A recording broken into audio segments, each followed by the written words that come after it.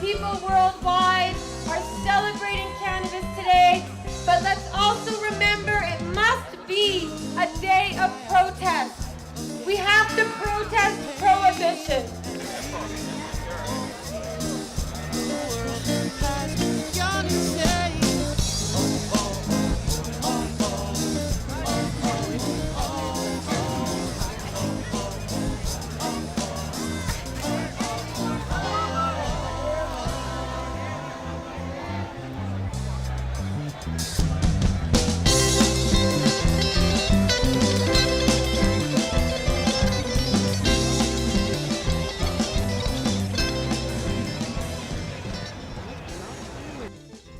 My name is Jodie Emery. I'm the wife of Mark Emery and the owner and operator of Cannabis Culture Magazine, Pot TV Network, Mark Emery's Cannabis Culture Headquarters Store, and the BC Marijuana Party Vapor Lounge.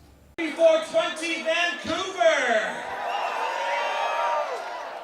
You know, I think I'm the only person here today who has been to every single 420 rally since the very first one in 1995. And I have to say what a thrill and what an amazing experience it has been to see this gathering go from a couple of dozen people gathering nervously down in Victory Square to this amazing marijuana farmers market with over 20,000 people enjoying and celebrating our love for marijuana. My name is Dana Larsen. I am the director of the Vancouver Dispensary Society, and I'm also the director of the Sensible BC campaign. The Sensible BC campaign is to change the marijuana laws in British Columbia as a province, either by getting our political leaders to pass this law through the normal legislative process, or more likely to have a referendum in British Columbia on this piece of legislation we've written. And this law we've proposed is called the Sensible Policing Act. And what this law would do is it would instruct all the police in British Columbia to stop spending their time and resources on detaining or charging people for possession of marijuana. And the number of charges in British Columbia for marijuana possession have actually gone up very substantially over the last 7 years. They've actually more than doubled in British Columbia, and they're going up all across Canada as well. There's been a 30% increase since Harper came to power. And so we think that decriminalizing possession in this way in British Columbia is a really good first step towards a sensible marijuana policy. Marijuana prohibition is the law that makes every single one of you here today eligible for handcuffs, a criminal record, and possibly prison. In fact, under the new Harper mandatory minimum prison sentences for pot, every brave, decent person providing cannabis today faces guaranteed prison time if a police officer chooses to arrest them, and that is because of Harper and the Conservative government's mandatory minimum prison sentences. The Harper government wants to hurt you, and you are harmless people who should not be hurt. Human beings have used cannabis for as long as we've been on this earth. It's been a plant that's grown in conjunction with human beings. We have cannabinoid receptors in our bodies and our brains. So medical marijuana is proven by virtue of our bodies being able to connect with cannabis and cannabis alone. We also know that marijuana reduces stress levels, and most illness and disease is caused by stress. A lot of sickness is caused by stress, and so when cannabis reduces your stress level, naturally it would reduce the likelihood of having stress-caused illnesses, and therefore it's protecting people who are healthy from getting sick. We also know that it does help people who are medically suffering. It helps them find relief from their pain. So of course it's definitely something we advocate and encourage the use of. You know, people who have no experience with marijuana, who don't know anybody who uses it, who have never seen it, it's easy to sort of believe the myths and think that marijuana is some kind of a dangerous gateway drug and that it can be very harmful to people. And like any psychoactive substance, you want to treat it with respect. But running a dispensary and just in my daily life, I see all the time how marijuana helps people a lot with their various situations. It helps them with their medical situations. It can help them socially and spiritually as well. And even if you think marijuana is harmful, certainly marijuana is less harmful than alcohol. I don't think there's anybody who would dispute, however they might feel about marijuana use, that marijuana is less harmful than alcohol. So even if someone is just recreationally using marijuana and they make the choice not to use alcohol and to use marijuana instead, that is a safe and responsible choice. You know, marijuana is is the world's greatest plant. There's no other plant that has the medicinal value, the spiritual value, the industrial value of the cannabis plant. It is truly the greatest plant on earth, and we are here today to celebrate our love for marijuana.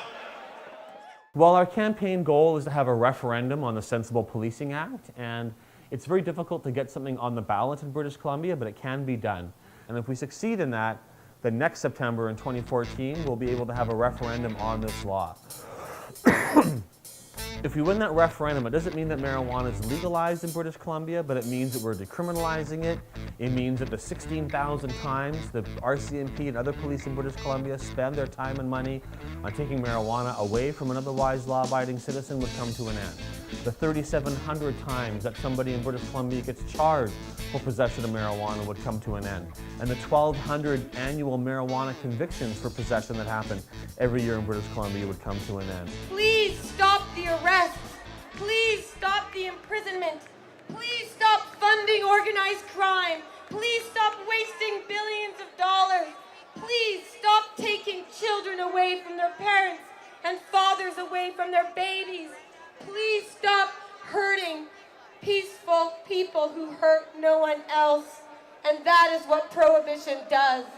Prohibition destroys lives like the life of me and my husband, Mark Emery. Here today, practicing peaceful civil disobedience, saying, I'm gonna break this law because this law hurts me, but I'm not hurting anyone and I need to prove it. And Mark Emery sold seeds all around the world, millions and millions of marijuana seeds from down at our store on West Hastings Street, Cannabis Culture Headquarters. Mark sold seeds to the world. Mark gave millions of dollars, all the money to the world to fund legalization. And that's why America has been overthrown. That's why America has 18 medical states. That's why America has 14 decriminalization states. And here in Canada, we don't have any of that except some pathetic medical marijuana laws. A lot of politicians who fear marijuana might feel that medical marijuana is just a Trojan's horse type of strategy to try and legalize it fully. And in many cases, that is the plan. In the United States, they began with medical marijuana in California in the early 1990s, and that has spread to 18 states having medical marijuana legalization for medical use on their books. That's led to about 14 or 15 decriminalized states, and eventually, up to last year, 2 new states put forward legalization, but that was only possible because of the decade plus of having medical marijuana available to people to change the perception of the public who might think it causes harm. So we do want full legalization, but I'm a big advocate of take any means you can to get less punishment for cannabis. It would stop giving young people or anybody in British Columbia a lifetime criminal record for something that the vast majority of British Columbians do not believe should be a crime,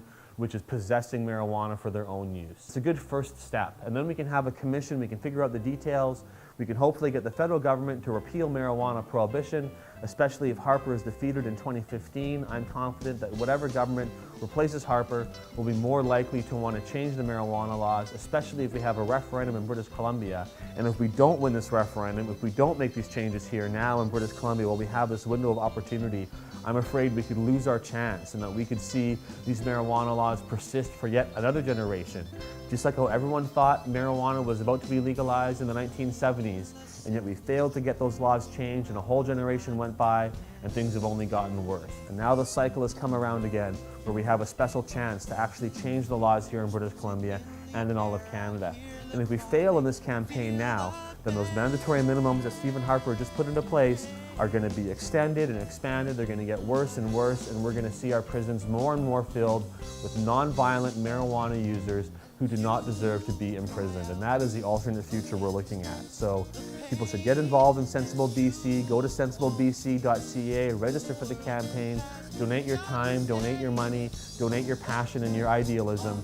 Let's make this change happen right here in British Columbia. And if anybody out there is suffering in any way and can't bear living, how can you make something illegal that gives them the hope and the will to survive and the strength to go on and have at least a little bit of a better quality of life? To deprive anyone of that is cruelty, plain and simple.